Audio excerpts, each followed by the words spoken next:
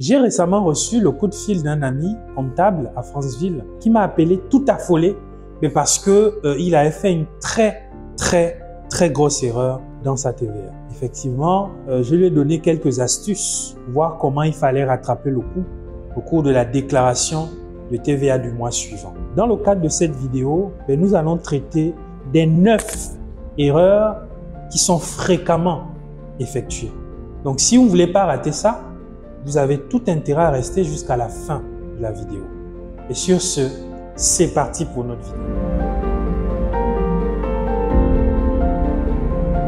Bonjour, je suis Issa Oumenou, je suis expert comptable, entrepreneur et associé au cabinet Lead Finance.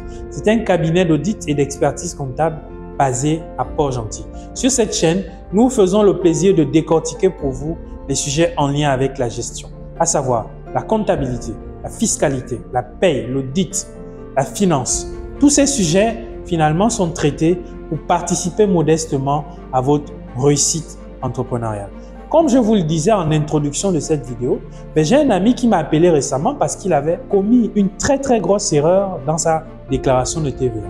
Donc, je me suis dit qu'il fallait que je traite avec vous les 9 erreurs fréquemment réalisées dans le cadre de la déclaration de TVA. Avant de démarrer notre vidéo, nous avons une surprise pour vous. C'est un guide pratique que nous avons rédigé sur la création d'entreprise que vous pouvez télécharger gratuitement en cliquant le lien en dessous de cette vidéo. La première erreur, c'est l'application incorrecte du taux de TVA. Donc, le fait de faire une erreur sur le taux de TVA. Pour rappel, nous avons 4 taux de TVA au Gabon. Le taux de 18% sur les opérations classiques imposables, le taux de 10% sur les opérations de production et de vente, le taux de 5% sur la vente de ciment et le taux de 0% sur les opérations d'exportation et les transactions internationales. Donc, pour revenir à notre erreur, vous êtes une entreprise qui vendait du ciment. Le ciment, comme on vous l'a dit, le taux est de 5%. Au lieu d'appliquer un taux de 5%, vous vous retrouvez en train d'appliquer un taux de 10% ou un taux de 18%. C'est clair qu'à la fin du mois, au moment de faire la déclaration de TVA, le montant de la TVA ne sera pas correct. Au lieu d'un taux de 5%, vous êtes retrouvé en train d'appliquer un taux de 10 ou un taux de 18%. La deuxième erreur, c'est l'oubli de certaines transactions. Donc, typiquement, on arrive à la fin du mois, d'accord? Peut-être par erreur humaine ou par inadvertance, vous êtes en train de préparer votre déclaration de TVA et vous omettez une facture ou des transactions qui ont été réalisées au cours du mois. Que ce soit de la TVA collectée, donc sur vos factures de vente, que ce soit de la TVA déductible sur les factures d'achat. Mais bon, lorsque vous êtes en facture d'achat, vous avez la possibilité de rattraper dans les 12 mois. Alors que dans les factures de vente, en principe, vous avez obligation de déclarer le mois d'après, quand il s'agit d'une livraison et que la facturation a été faite le mois d'avant. Maintenant, dans les entreprises de prestation de services, c'est plutôt au moment de l'encaissement, vous devez déclarer le mois d'après. Donc, si vous oubliez une transaction, il faudra trouver le moyen de le rattraper au cours de la période suivante. La troisième erreur, c'est le fait de pouvoir procéder à des déductions de TVA non autorisées. Et là, c'est typiquement l'application de l'article 224 du Code général des impôts qui rappelle effectivement plusieurs opérations qui sont exclues du droit à déduction. Je pense aux dépenses de restauration, aux dépenses d'hôtellerie, aux dépenses des spectacles. Donc, il y a une certaine catégorie de dépenses finalement qui sont exclues du droit à déduction. Et ça me rappelle récemment, lorsque nous étions en train de faire la déclaration de TVA au cabinet, lorsque ma collaboratrice a transmis la déclaration de TVA au client, le client nous a rappelé qu'on a omis de prendre la TVA déductible sur la restauration et sur les hôtels. Et ma collègue ou ma collaboratrice de lui rappeler effectivement que cette dépense-là, la TVA sur cette dépense-là était exclue du droit à déduction. Donc, on n'a pas commis l'erreur d'effectivement le sortir de notre déclaration. Sur cette troisième erreur, il faut faire attention. Il ne faudra pas venir déduire une TVA qui n'a pas été autorisée par le Code général des impôts. La quatrième erreur, c'est le fait de se tromper sur le calcul de la TVA. Un exemple, vous avez une facture de 100 000 où on a un taux de 18%. 100 000 fois 18% donne en principe 18 000. Mais lorsque vous faites le calcul, au lieu de mettre les 18 000, vous vous retrouvez en train de mettre 20 000. C'est aussi parce que généralement, la facturation est faite manuellement.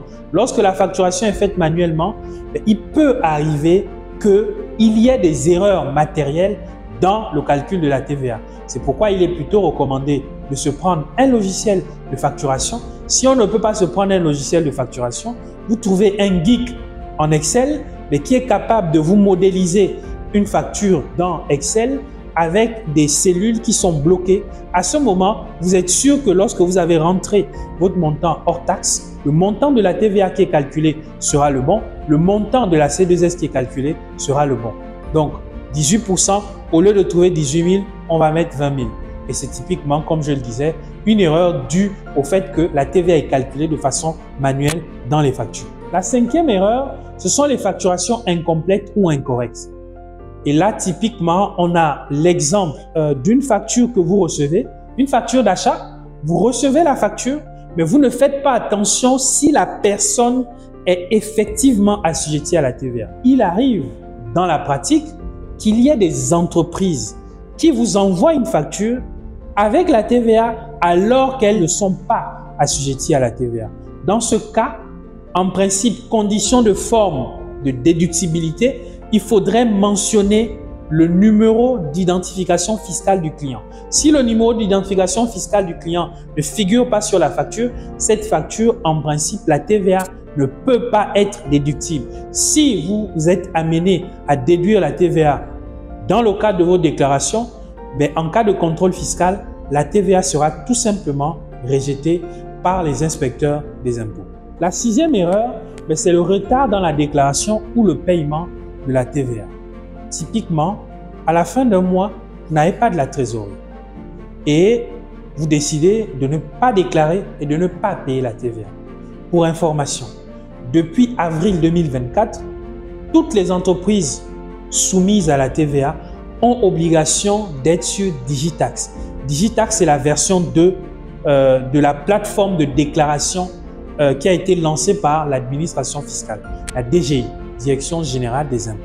Donc, sur Digitax, vous avez la possibilité de déclarer et de payer un peu plus tard. Mais bien sûr, si vous payez un peu plus tard, vous aurez des pénalités au niveau du paiement tardif de votre TVA. Et vous aurez évité le retard dans la déclaration de TVA. Donc, c'est plutôt pas normal de se dire qu'on n'a pas de trésorerie, on décide de retarder ou on décide de repousser la date de déclaration et de paiement de la TVA. Autant déclarer et lorsqu'on aura de la trésorerie, on va faire le paiement. La septième erreur, c'est les doubles déclarations des transactions. Vous avez déclaré une transaction en avril 2024. Lorsque vous faites la transaction, lorsque vous faites la déclaration du mois de septembre, vous vous retrouvez en train de déclarer la même transaction qui avait été déclarée en avril. Lorsqu'il s'agit de la TVA collectée, c'est-à-dire que vous allez payer 2 fois à l'État le montant que vous avez collecté une seule fois. Et lorsqu'il s'agit de la TVA déductible, vous avez reçu une seule fois la facture d'achat, mais vous la déduisez 2 fois. Là, dans ces conditions, il faudra trouver le moyen de régulariser la situation pour le mois suivant. La huitième erreur, c'est le fait de ne pas produire toute la documentation suffisante. Je pense typiquement à 2 ou 3 exemples. Le premier exemple, ce sont les entreprises pétrolières qui, généralement, lorsqu'elles font leur déclaration, sont structurellement en crédit de TVA parce que elles réalisent des opérations à l'export qui sont au taux de 0%. D'accord? Et ça veut dire qu'elles ne reçoivent que des factures d'achat. Et ces factures d'achat-là, il faudra procéder à la déclaration des factures d'achat. Lorsqu'elles procèdent à la déclaration des factures d'achat, elles ont l'obligation de fournir les copies des factures ou elles ont l'obligation de fournir le tableau. D'abord, le tableau récapitulatif de l'ensemble des factures et en 2, l'administration fiscale peut être amenée à leur demander la copie de toutes les factures relatives à cette déclaration. Donc là, typiquement, on va avoir une entreprise pétrolière qui, lorsqu'elle va faire la déclaration, ne va pas produire ben, le tableau récapitulatif des factures ou ne va pas produire les copies des factures à transmettre à l'administration fiscale. Premier exemple. Le second exemple, je pense aux entreprises qui déclarent la TVA pour compte de tiers. Donc là, je pense à la TVA déductible de la TVA pour compte de tiers. Pour rappel, le fonctionnement de la TVA pour compte de tiers, la TVA pour compte de tiers s'applique aux non-résidents. Lorsqu'un non-résident réalise une opération entrant dans le champ d'application de la TVA et qu'il n'est pas résident, l'administration fiscale fait obligation à cette entreprise de pouvoir déclarer la TVA, même quand la TVA ne figure pas sur la facture. Si vous voulez qu'on rentre plus en détail sur la notion de TVA pour compte de tiers, il suffit de nous taguer et de mettre dans les commentaires. On se fera un plaisir de traiter de façon spécifique la TVA pour compte de tiers dans d'autres vidéos. Lorsque, dans le cas de la déclaration de TVA pour compte de tiers, ben, vous déclarez au cours du premier mois la TVA pour le compte du non-résident, c'est-à-dire que typiquement, vous recevez une facture d'un non-résident au mois de mars, vous déclarez au mois d'avril la TVA pour compte de tiers pour le compte de ce non-résident et en mai, vous procédez à la déduction de cette TVA pour compte de tiers qui a été déclarée le mois précédent, à savoir en avril. Mais pour déclarer votre TVA pour compte de tiers, la TVA déductible, j'entends, en mai, vous avez besoin de fournir en annexe la copie de la déclaration du mois précédent, souvent même le paiement, qui prouve effectivement que le paiement a bien été fait. Sans ça, l'administration fiscale est en droit de rejeter votre déclaration, votre TVA déductible. La 9e erreur fréquemment rencontrée, c'est le fait de ne pas appliquer les modifications législatives contenues dans la loi de finances de l'année. Ce qui arrive fréquemment, c'est que on peut avoir une opération qui l'année dernière était à 10%, cette année elle passe à 5%. Mais vous n'avez pas obtenu, vous n'avez pas eu l'information parce que peut-être vous ne vous êtes pas fait former à la nouvelle loi de finances de l'année, ben, vous avez raté l'information. Ça veut dire que vous n'avez pas eu le temps de mettre à jour les taux dans votre logiciel de facturation. Mais ce qui va arriver, c'est que si l'année dernière, le taux était de 10%, ben, vous continuez d'appliquer le taux de 10% au lieu d'appliquer le nouveau taux de 5%.